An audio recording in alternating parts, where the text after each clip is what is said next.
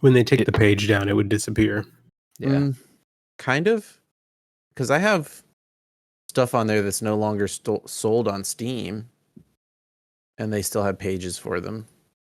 The pages don't usually go, but the game gets delisted, and so then no one can add it back, and it never releases. Bye-bye, Earthblade. We hardly knew ye.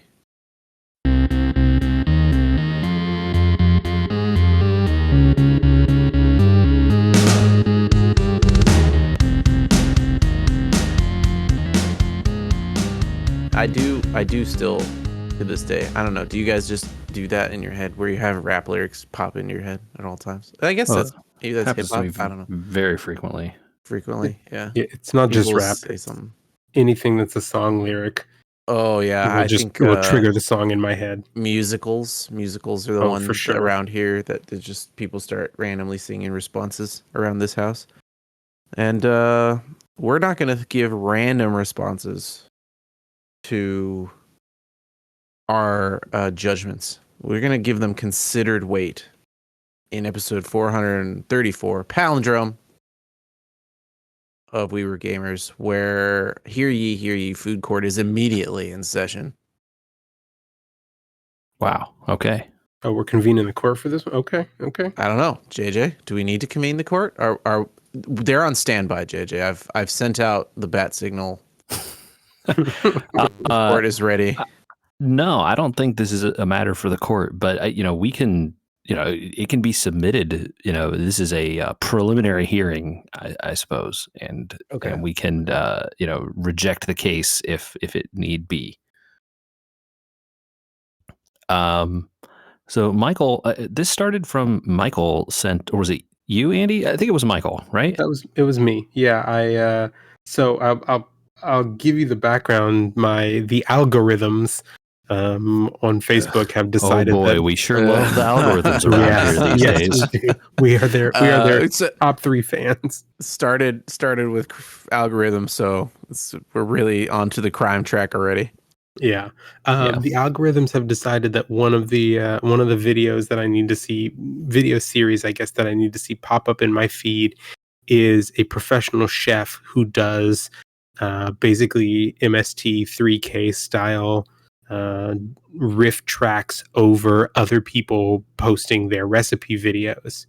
Oh, that's a really common trope, I guess is the right word for this type of stuff. I want to rant about this for like 1 quick second, Michael. Go for it. I hate this style of content, and I think it's super lazy and horrible. It's like a person makes a video of them making a recipe, and your job is just download their video, talk over their video, and be like, "Huh, wow, interesting," or whatever, or like, "Wow, that's awful." Like garbage, completely useless. 9 out of 10 would try after they do nothing. Yeah, exactly. Like, or like, I can't believe they would do this. Oh my God. Like, there is a good version of the over video where like a professional watches an amateur do stuff and they critique it. Not that it can't be done right, but 99 times out of 100, it's meaninless. It's clickbait. It's garbage. It's video clickbait. Yeah. So the guy who does it is actually a chef, but normally he's just tearing people's process or recipes apart. But this one caught my attention because through the whole thing I think he actually says the words, "I'm not adding anything to this video by talking. I'm just gonna watch." Okay. And so he watches her make this casserole, and at the end he's like, "That looks great. I have no notes. I would eat that." And it looked good to me too. So I found the original video without his commentary over the top and sent it to you guys. And JJ, apparently you picked up the ball and ran with it. And so here the court is now in session, or the trial hearing can begin. So Michael sent this, and I was like, this looks hella good and contains ingredients that are readily available to me. Expensive, readily available ingredients. Nope, already had them. So purchased. Man, you save money when you buy ahead, huh? Yeah. We had like a dozen and a half eggs already in the house, so no loss there. Each one you cracked was 75 cents. You wish it was 75 cents. It's like $1.50 these days. Yeah. So the recipe said 6 eggs, three, 6 poblano peppers. Okay. All right. And then like 20 ounces of some kind of shredded meltable cheese. I think they used Oaxaca cheese, which is what we went and got at the market because I can. But proximity to Mexico allows. Yeah, look, I'm sure it's probably equally as good if you use cheddar or whatever kind of melting cheese you like. Make sure it melts. Yeah, it needs to be a melting one. That's all you need. Yeah. Doing this with feta won't turn out good. Feta and eggs is good, but it doesn't melt great. Yeah. Don't use a goat cheese, right? Like you need some kind of, maybe some kind of cheese blend might work, but yeah, it needs to be a melting cheese. Mm-hmm. Shred that cheese up. And there's a egg mixture that you create. And then you use these peppers. So you have to blacken them. And probably what I should have done, which I did not do, is put these on the grill. That would have been way easier than what I did. I tried to do what they did in the video. You put them over the open flame? In the kitchen, on the stove. Okay. So stinkerific, even with the fan? Yeah, but I mean, it didn't smell. It smelled like cooking peppers, which I like, so it wasn't like a problem. Okay.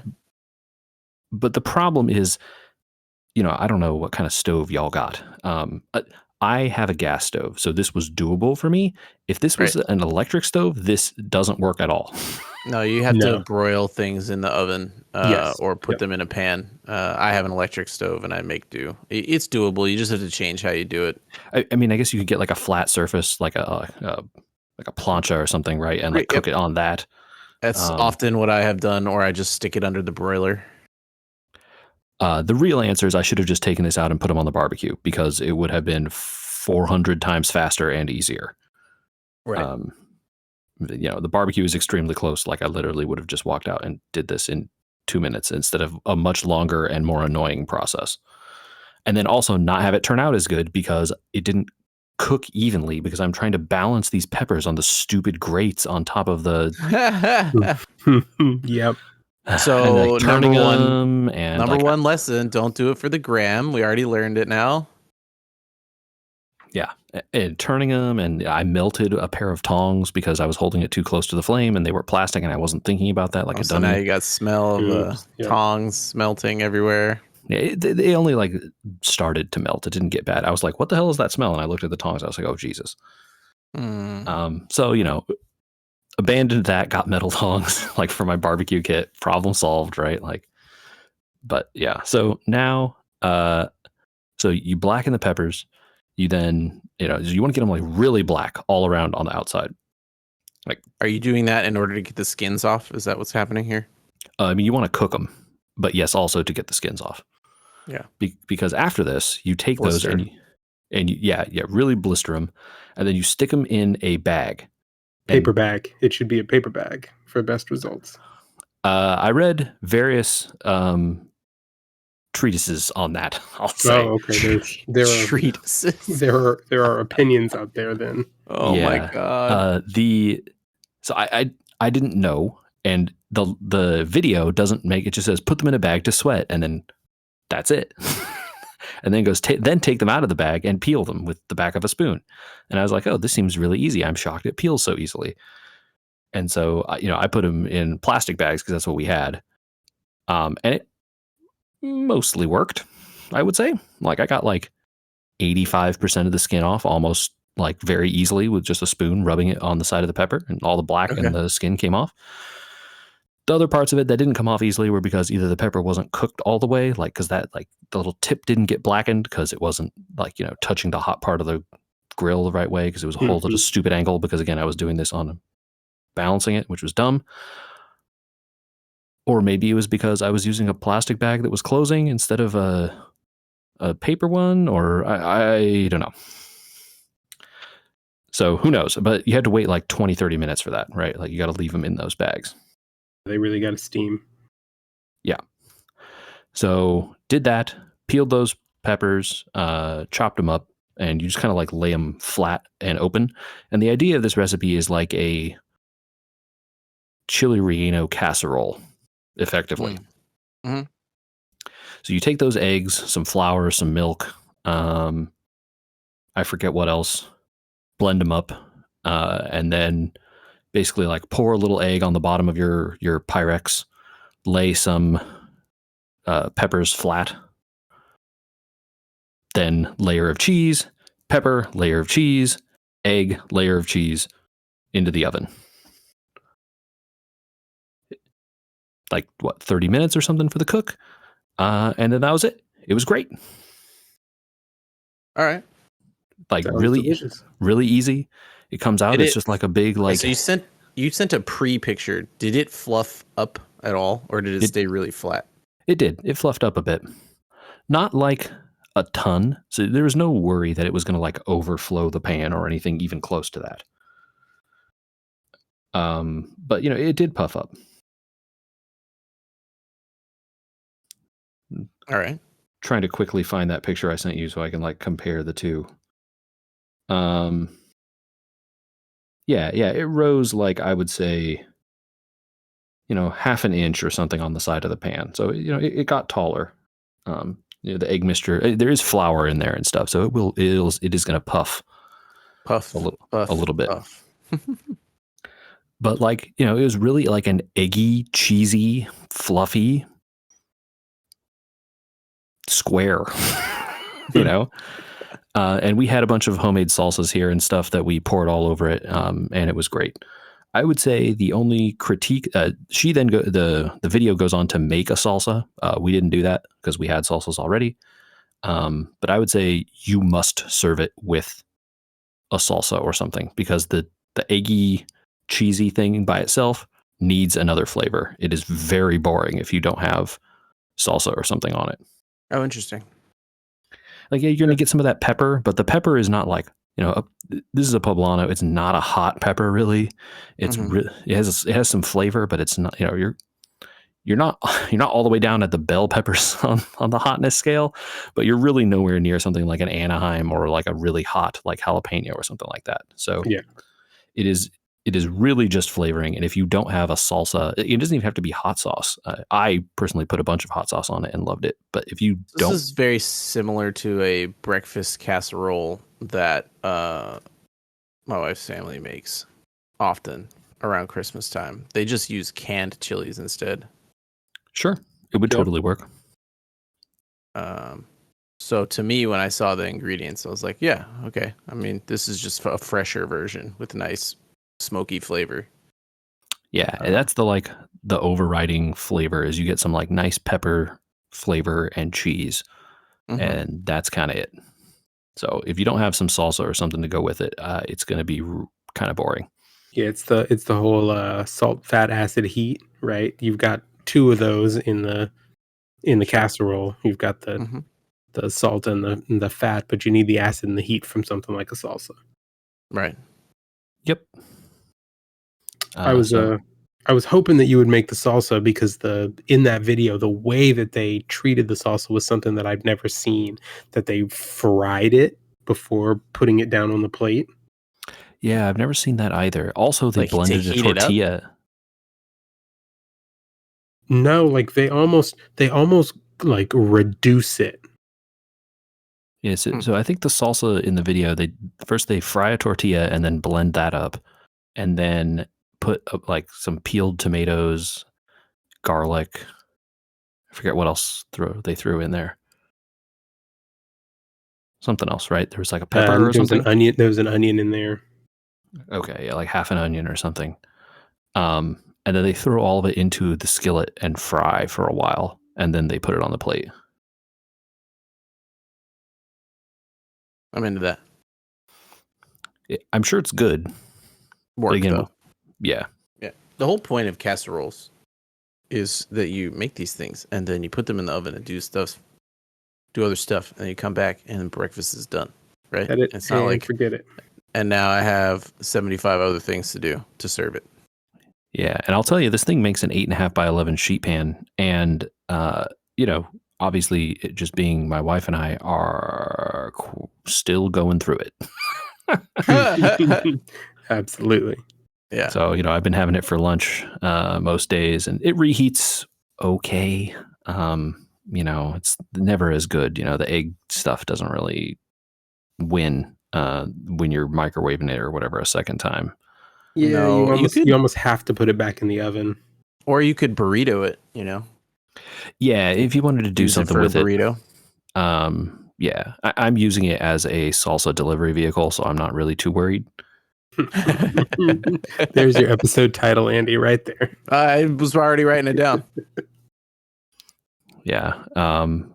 We made a bunch of homemade salsa like a couple weeks ago, so I'm using this as excuses to eat up all that stuff. So, and it's still tasting great. So, Yeah. Excellent. Okay. Well, I'm glad we had a food success to discuss. Do we not have a food success to discuss next, Michael? No. So mine isn't. It's not a success or a failure. It is a kind of a follow on to something that you guys discussed in the last week or two. We are doing a tea tasting trial.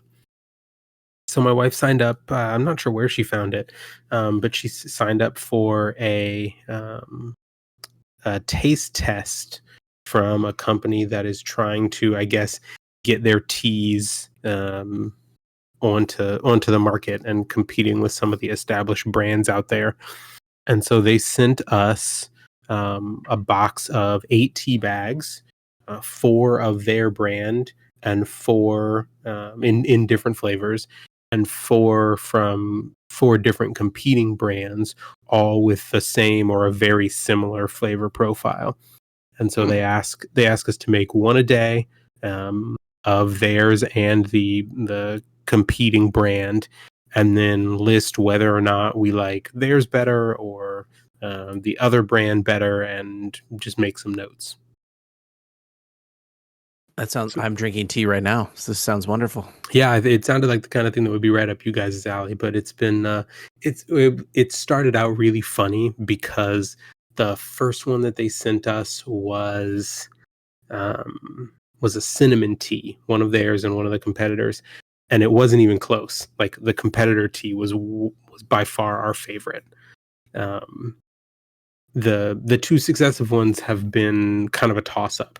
They've been very close and just little details in taste and aroma and aftertaste to separate one from the other. But it's been good. We've got one more day to do. So yeah, definitely an enjoyable exercise, and one to just like be relaxing at the end of the day. Just like make 2 cups of tea and compare and contrast them. Just gotta watch out if that caffeine bothers you.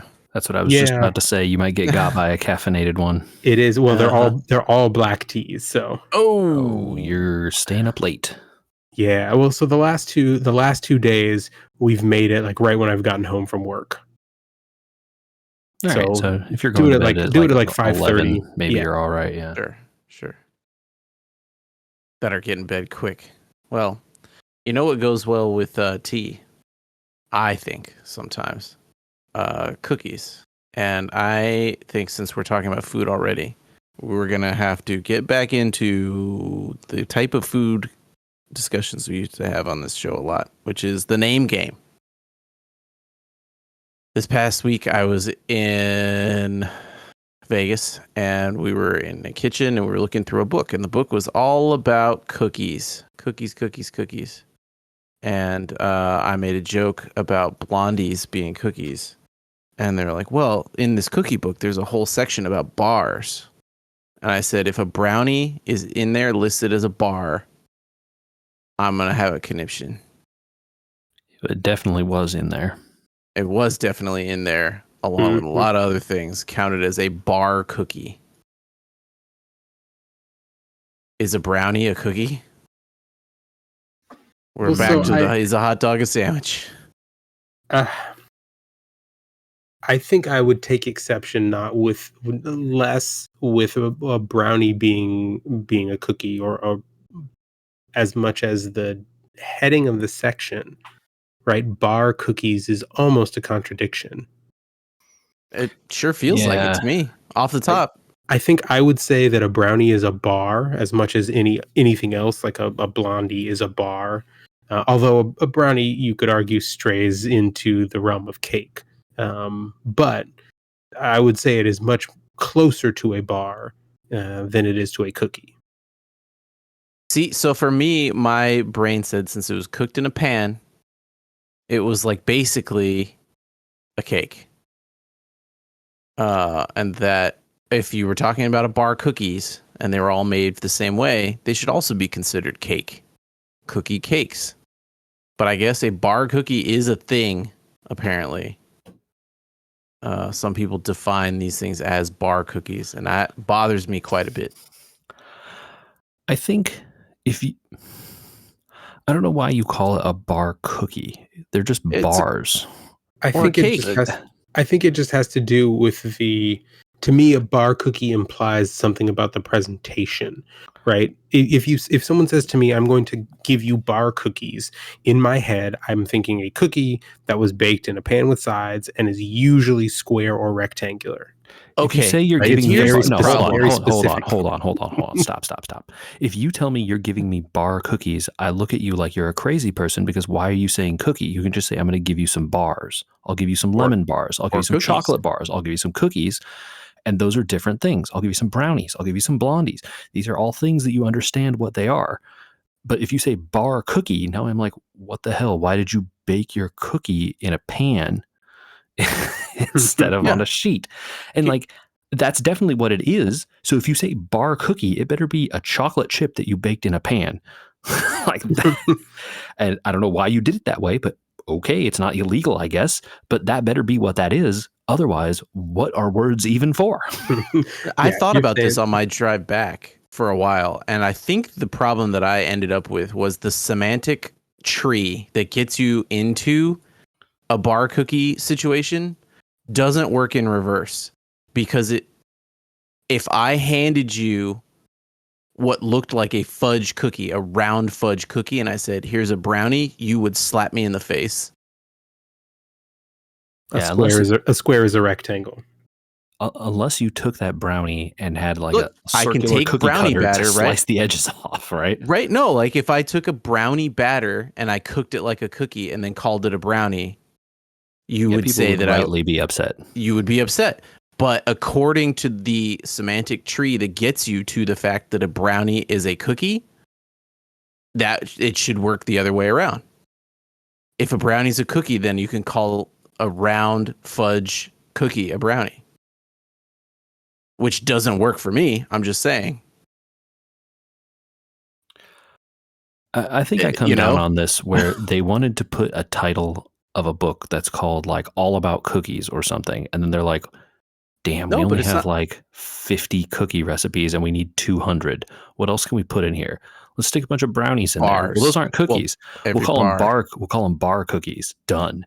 Like, that's how this happened. I don't think this is a normal thing that normal people would do. I'm sure they had a lemon bar recipe in there. And if you call a lemon bar a cookie, I think you should be ordered to see a therapist. No one calls lemon bars cookies, right? Like, that's not a thing. Well, I mean, they would go on a cookie tray at a party, right? Sure, a cookie tray is a serving implement. Yeah, but not the food item.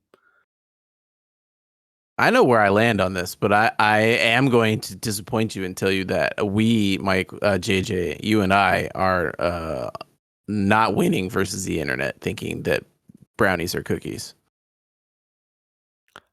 The internet's been wrong before, and they'll continue to be wrong. Like, a lot of people on the internet thought certain people knew what they were talking about and have been proven extremely wrong multiple times. And I think that, it's clear that they're wrong, and they're going to be history will come down on our side on this too, Andy. I hope so.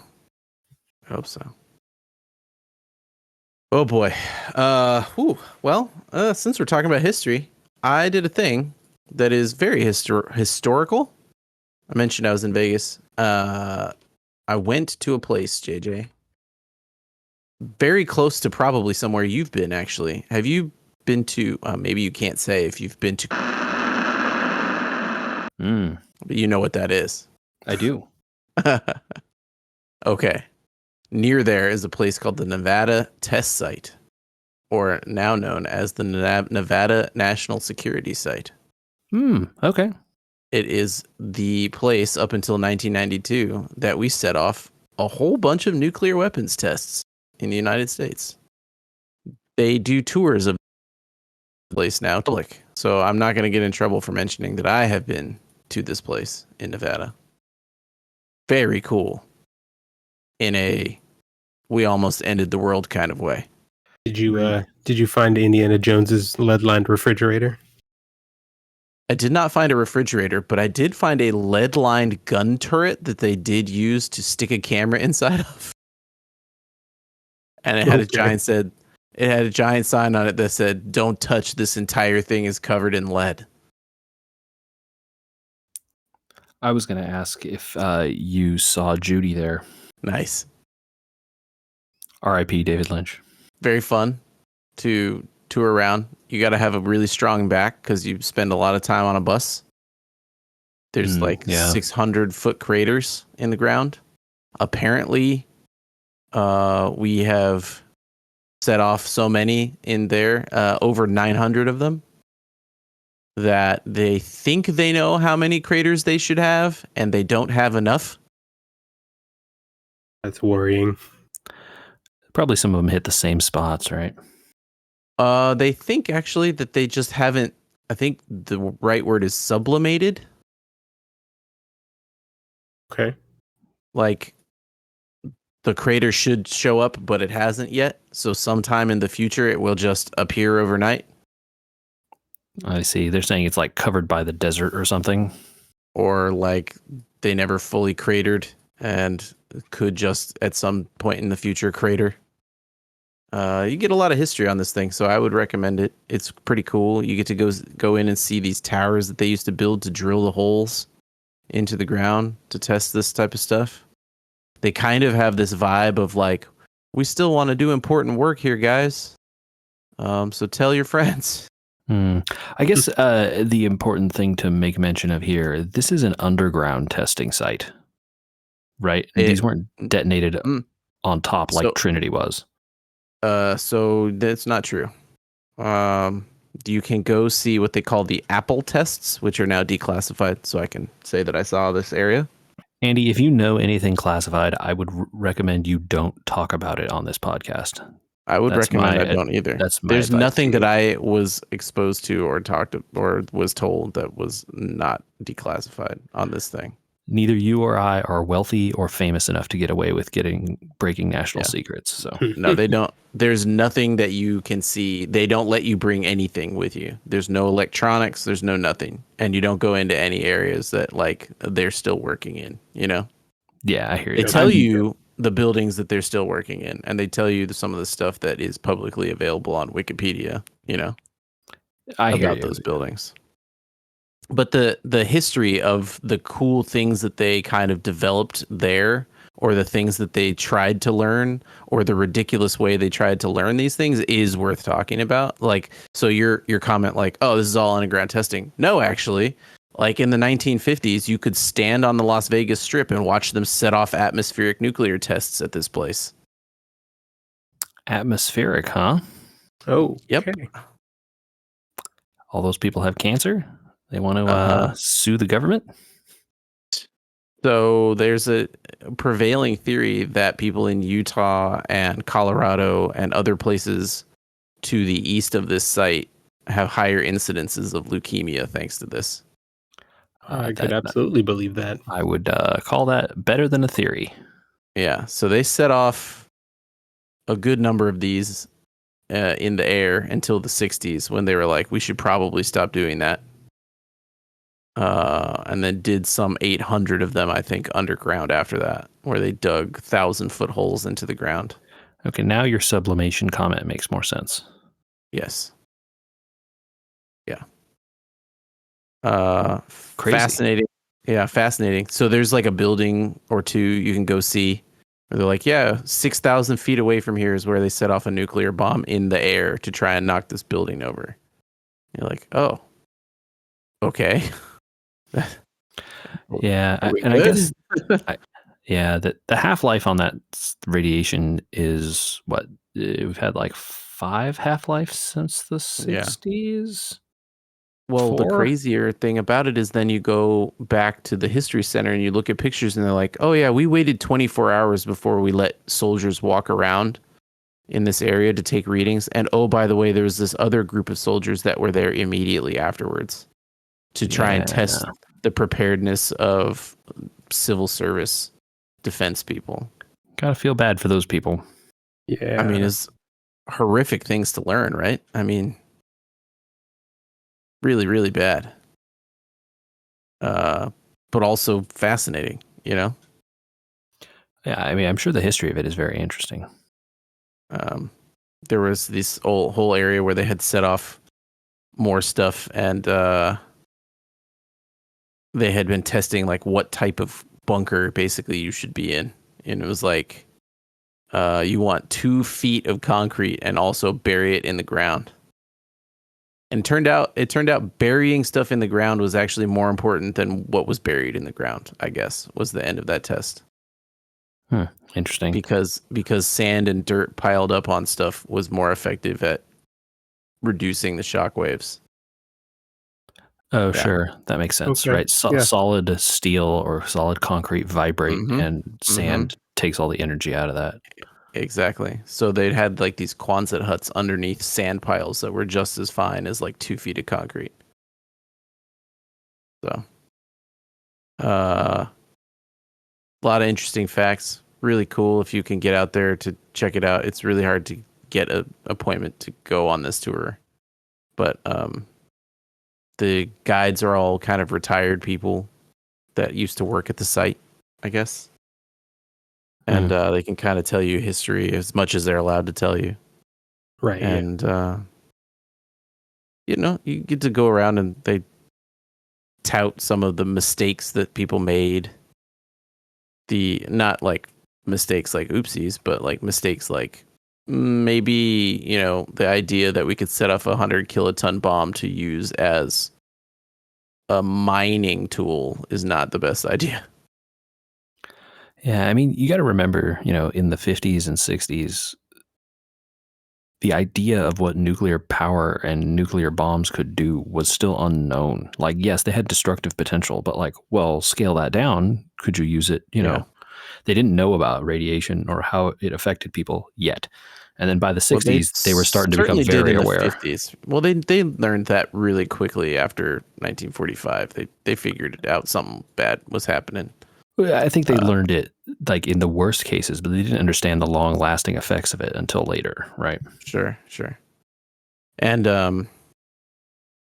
there was a lot of that history provided of like this. I mean, they were trying to learn how you could use household stuff to survive. Like if you build a wooden shed and you had inside your basement, you might survive and stuff like that.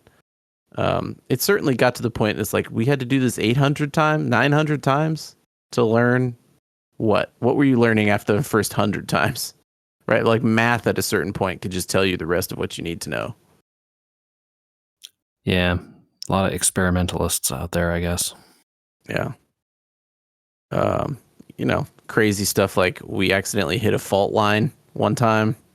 Not so good. Ooh, yeah, I bet that's bad. Yeah. And also kind of put other things that I had heard about recently into perspective, which was pretty cool. When they talk about like what happened with X amount of force and how far it threw things and all this, and you're like, oh, well, I had just recently heard the kiloton estimations on Mount St. Helens, and this is not even still close to that. That's kind of frightening and terrifying. And then the mathematics of, well, if it was 100 kilotons, this is the math you do for 20 megatons, and I think that kind of stuff is crazy. The instructive case for that stuff to me, with like, it's not exactly the same comparison, but it's a similar kind of thing where people were talking about earthquakes and someone was on the East Coast was like, yeah, we just had an earthquake. It was like a 4.0. Everything was insane. Like, I can't believe it. Like all this stuff like shook and fell over and people were freaking out. And I was like, 4.0? What are you doing? This is like amateur I hour. don't get out of bed under 5. It's like I'm sleeping through a 4.0. But, you think about it, like California, we get earthquakes, not all the time, but semi-regularly, like, every now and then, enough times that you've had multiple in your lifetime, right? Oh, yeah. Multiple big ones. Mm-hmm. But in the Northeast of the United States, they don't get earthquakes frequently at all. They wouldn't know, like their structures aren't built for that stuff. And if you're in or near the epicenter, you would probably lose your mind. Yeah. So I can see how it would freak people out, especially like if it was offshore or something. That would be really bad because like now you have huge waves and stuff, and none of that infrastructure is built right. Yeah. So I can see how people freak out. But then you have to imagine, right? Those scales are logarithmic. I think that's the thing that people who don't live with earthquakes understand, is that it's not a 4 to a 5 is not a step up. It is 10 times worse. Yeah. So when they're like, 4.0 to an 8.0, what is that, like twice as bad? No, it's like 10,000 times as bad. 8.0 is, apocalyptically bad. Yeah, you're leveling. Well, I mean, like, what was that 8.0? Was that the Northridge one that like leveled a bunch of freeways, like tons of housing and like for miles and miles collapsed? Was it actually even an 8? I don't think it was. It wasn't. It was like a 7 something. It was like almost a 7. It was a 6, 7. Yeah, I don't think it was even 7. Yeah, so like it's inflating in my memory. That's the worst one I can remember in my lifetime. But building code before that time had taken earthquakes into account, but really hadn't like been truly vetted. I don't think. People complain about how expensive it is to build stuff in California, and they're like, "Oh, why can't you guys do anything? It costs $1 billion to build a house." You can't just slap a bunch of bricks together. Because if you build like you would in the Northeast in California, the first 2.0 earthquake, your entire foundation cracks and your house has to be condemned. Mm-hmm. Yeah. That's why. And you want to build a skyscraper? $3 billion, please, because they can make that skyscraper safe in a big earthquake. It's just expensive. Oh man, we saw this one in Sacramento, one of the skyscrapers in Sacramento. The way they built it was the design of the building was the buttressing and all the gigantic pistons and everything else that is there to help the building sway. Yeah. And they just integrated that into the designs of the building. So like you go into one of the coffee shops in the building and there's just this giant spring. Giant, like, it was like a pneumatic piston, basically. Like this, twice the length of my body. Like around, you mean? Long. Probably the width of my body. The length of my body long twice, and probably the width of my body, yeah. Yeah, okay. Huge. Giant. Just up into the ceiling, right? Into the side corner of the building, and then bolted into the foundation. Oh, okay. I see. Yeah. There's some wild technologies out there. Like, they have those kinds of pistons. There's ones now where the architecture is built to do all that swaying, but the foundation is actually spring loaded. Okay. Yeah. And it just like stuff that is like, you look at this and you're like, you're building the building on top of springs. Yeah. But they're like the springs that are so big and so strong that they can hold an entire building and they don't move. So some of that technology was developed at this this security site. They were trying to take readings from these underground explosions. And they're like, well, the trailers are rocking.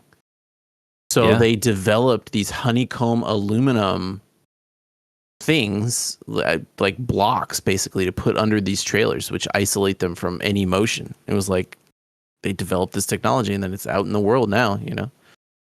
Pretty cool stuff. Pretty fascinating. But we talked about some building design in there, some home, how you build homes. So I think it's time to level up with our home building. It's the season. the season of the new year, new you, new home, we're gonna get started over here with some pretty basic things. Like I've been pricing out some tenting. We're due for some termite removal over here this year. Yeah, I know. It's time. We've needed it, and unfortunately, it's time. So we're getting that process rolling over here, but nothing to report yet. You guys got a plan for where you're going to go for a week or whatever? Yeah, one of these days we'll be out of town, and I'll probably plan it for then. I think it's 3 days, right? I think it's just 3 days. I think it varies, right? Depends on what you're doing. But maybe. yeah, it's a few days in a row for sure. Yeah, we'll figure it out. Well, in this spirit, we decided we wanted to get some work done. And then while we decided we wanted to get some work done, some other work decided that we should do it also. So jawline, nose, what are you getting done, JJ? No, I'm going to the eye doctor this week, so it's fine. No. So we've been discussing doing some electrical work in our house. Upgrade that panel, baby. Yeah, we're gonna upgrade that panel. We want to run another circuit to the garage for an electric car if we end up getting one at some point in the future. Yeah. Well, welcome to the party, pal. Well, don't. I wouldn't go ahead and congratulate us yet because we have to run the circuit first. Yeah. And then secondly, we have to upgrade the panel to put that circuit in because you need 220 and we already have a 220 in the garage, but it's used and we're not going to unuse it. Right. So we need to run a second one. Uh-huh. Our panel's maxed out. Got to replace it. Got to up the amperage coming in. You got to up the amperage anyway because it's probably like a 100 amp panel from 1960 and you can get a 200 amp panel now. So it turns out that, yes, you're right. I don't know what the maximum amperage panel we're going to end up getting because higher, I guess. I don't think you can go higher. Or he said that if you want to go above 200, you are going to pay through the nose. And I didn't want to pay through the nose because it turns out I'm already going to be paying through the nose. Oh, no. You know, my house was built in the 70s. Yeah. And building codes have changed since then. You do not have silver wire. I don't think so. Okay. That was not the discussion. Okay, good. Hey, Andy, where's your electric panel? Behind the kitchen, almost technically too close to the wall and or water. Where's your gas meter? 15 feet away on the other side of the chimney. From the electrical panel. Yeah. My gas meter is about 4 feet away from my electrical panel directly below it. Oh, that's illegal. Yeah, sure is. It wasn't in the 70s, though. Oops. No. So, you're going to have to move your panel. Going to have to move the panel. Or move your gas. Yes. So I haven't talked with the gas people. I don't know what, hey, guess what? You know who runs the gas here? It's the same people. So it's the same people. Okay. SDG&E runs the gas and the electric. Okay. So you're really talking to the same people. And, maybe it's different people in the same company, but, it's the same situation. Right. Yeah. We had an electrician here, so he was talking about moving the panel. He said, I'll get you a plumber and you can talk about moving the gas if you want. His opinion is that most of the time the gas move is more expensive. Oh. But I don't know. Regardless, both are going to be a huge pain in the behind. Yeah. Because, hey. Concrete. Yeah, we have concrete on the side of the house. Uh-huh. So you got to either chew up a bunch of concrete or what could you, there's no or. Yeah, because the problem is you can't move your panel. You can't just sort of add a bunch of wire nuts and then move your panel over. The conduit can't go above ground. It must be underground. And it's a 3-foot deep trench. What conduit? That the power comes in from the sidewalk, Andy. The conduit is too small. They have to run a bigger one. For 200 amp? For anything. The one that we have is out of code. You have to have a 3-inch conduit, and the one that we have is not that big. But the conduit's already there, so they could just work with what they have, right? No, Why? it needs to be a 3-inch conduit. Is it buried in the concrete, and so they can't put something bigger in its place? No, the conduit comes up before the concrete at the panel where the gas meter is. You can't run it over the concrete. You cannot run it over the concrete. Yeah. So you must replace that conduit with 3-inch conduit, and that needs to be buried 3 feet down in a line from the side of my house all the way to the sidewalk. So they need to dig a trench there, 3 feet deep, from there all the way back to where the panel is now, and then keep going another like 5 or 6 feet past my chimney and the window there, and then past the AC unit to where the next free space on the wall is. This is really not leveling up at all. This is like sitting in a menu trying to decide how many potions to buy. Yeah, it's a bummer. What I don't understand is why they can't work with the code to allow for the fact that this stuff is prohibitively expensive to fix. Because what's going to happen is 9 out of 10 houses around you will never fix this stuff, and they'll all have house fires from panels that are 80 years old because no one can fix them because it's prohibitively expensive.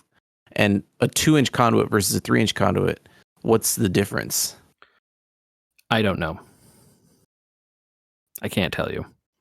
So, if someone told me, okay, well, the wire has to be replaced because the wire that is coming through this conduit is not rated for 200 amps, and it won't fit in the conduit, then I could understand that. But like, I just want to change my panel. Well, you can't because the gas and this other stuff are there, is kind of a little bit crazy. So, we'll talk to the plumber and see what it would cost to move the gas meter, right? Because that's the other choice. You move the gas meter over and, you have to turn off the gas to the house for some amount of time. You have to also dig a trench there, but maybe you don't have to redig the trench that already exists. And you would just have to dig it along the side and then only, move it over once it comes over to where it has to go in to the house and then come up next to the house. Like maybe that would be it. You're a lot better off probably because you can just couple all that stuff. It doesn't have to. It still has to be buried though. You can't do it above ground. So right, but I don't think off the top of my head there's any reason you couldn't just use couplers to like move this stuff around. I don't think there's any code that's like, and it has to be a straight pipe that's not coupled. So no, sure, yeah, they could reuse some of that infrastructure. They could reuse at least some of what's there and not like screw you completely. Maybe. The problem is my understanding from the people there is that they're not super excited about you moving gas meters, and that the gas meter moving is more expensive than doing stuff like this for the electrical. I don't know. We'll talk with the plumber and see. Also, the other complicating factor, we have a line drawn from that gas meter where it is now underneath concrete that is there out to my barbecue. Yeah. So you'd have to move. Yeah. That line would have to get moved. I don't know if that line is permitted. Oh my God. So that's another reason to go to not move the panel instead. Either way, the trenches are all going to have to be hand dug anyway. So it's not like they can't bring an excavator and do this quickly and easily. It's going to be like a 25-hour job for like 5 dudes. Cool. So do you still want to do this, or just going to move on and sell the house? I mean, we're redoing a bunch of the stuff on the interior. We're replacing some of these lights with can lights. We're redoing all the fixtures. Like, we installed Ethernet in all the rooms. That's mostly done now. You've been ripping up walls, huh? Not really. They're doing pretty good. Most of the walls, there's a few places where they had to cut squares out to like get through a fire break or whatever. You have an attic though, right? Yeah. So, it hasn't been too bad yet. There's a few holes, but again, it's not that bad. And in most cases, they've been able to screw the drywall back in. So at least it's like, not an open hole in the wall. What's the cat? What cat do you run? I asked for Cat 6, but like I haven't tested it. So 6E, baby. That's what I ran. I will. I think I saw the box that he threw away and it said Cat 6 on it. So we should be able to do gigabit, I think. That's all you need. So, it's been, the guy's super nice. And, credit to this guy, he's like, look, dude, this is going to be a lot of money.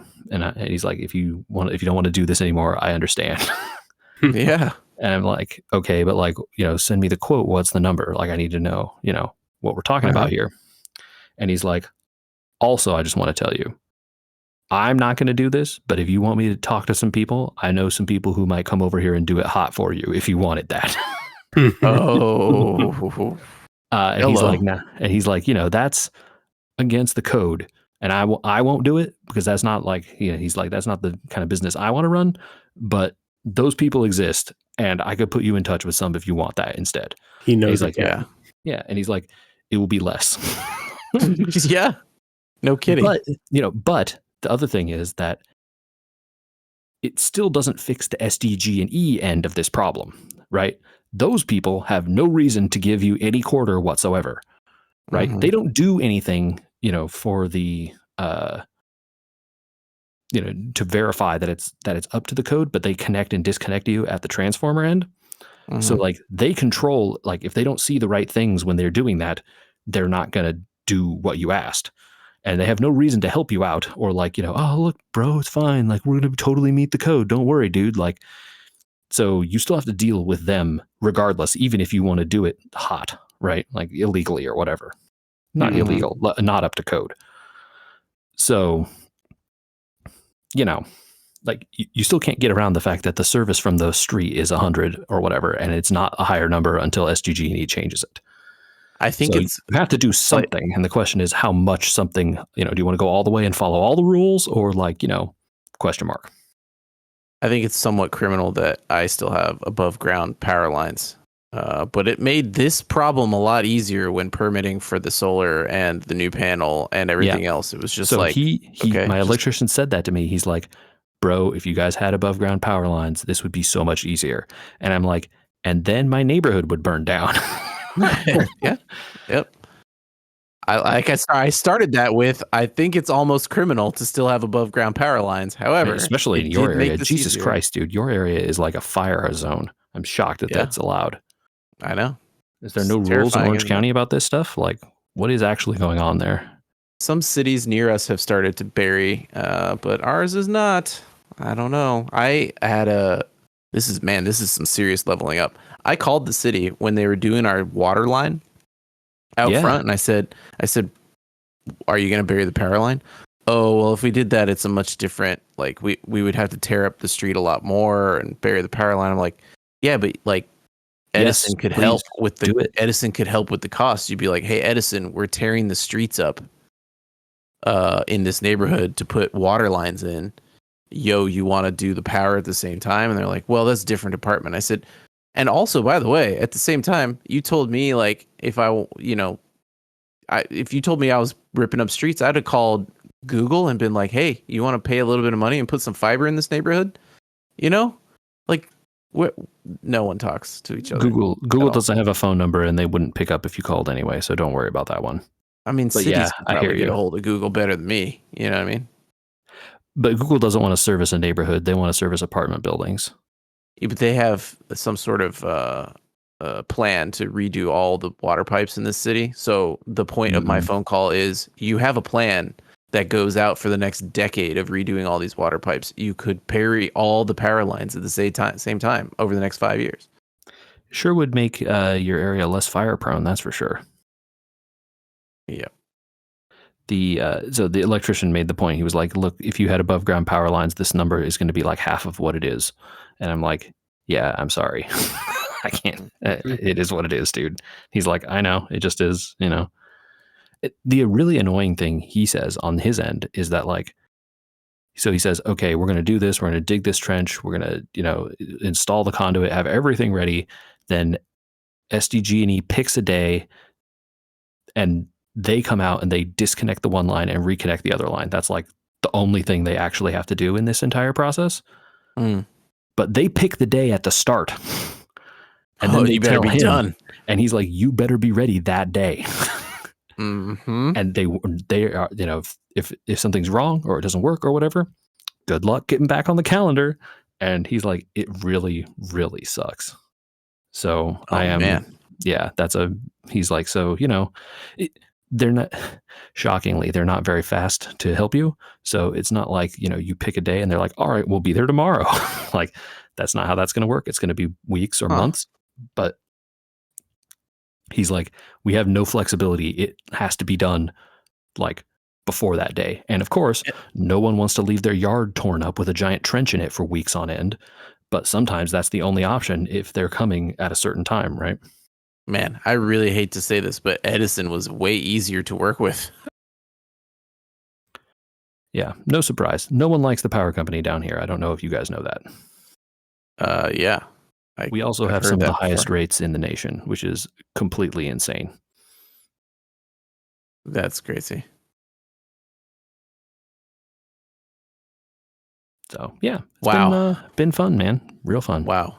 Yeah. Well, maybe I'll have more positive news when I report back about the upgrades around here. So, in the meantime, that was the most adult episode of We Were Gamers and the most proven concept of our title, where it was like, did we talk about games? No. Did we talk about the Switch 2? Did we talk about what we played this week? Not at all. I was not allowed to bring electronics on the hours of bus, but there was too much to see anyway, so it doesn't matter. But we'll be back. 4:35 will be about games. How about that? I'm down. I do want to say, Michael, I've really been enjoying Forbidden West. That's been pretty fun, man. I'm glad that you were enjoying it. I need to get back into it myself. But yeah, it's a great sequel so far. Where did you leave off? Do you remember? So let's see, what did I do? I facilitated that first peace meeting that gets interrupted at the one border town, and I got truly into the West, and then I just went off and started exploring. So I haven't done the next big story beat yet. Okay. I just want to check because I have gone significantly farther than that, so I don't want to tell you. So I got to the first big town that is where the next story beat occurs. I just haven't hit start on that next story mission. Cool. Nice. Friday. I'm excited for Friday too. We get to talk about some Magic, so that'll be coming out. Just keep an eye out. Yeah, people keep out the weather ear. Yep. Till next time, Michael, where should they hit us up? People can get to us at podcast@weweregamers.com. You know what? Let us know the tea that you're drinking this week. The physical tea, not the emotional tea. Then do that. No, if you got some tea, still do that too. We are all ears.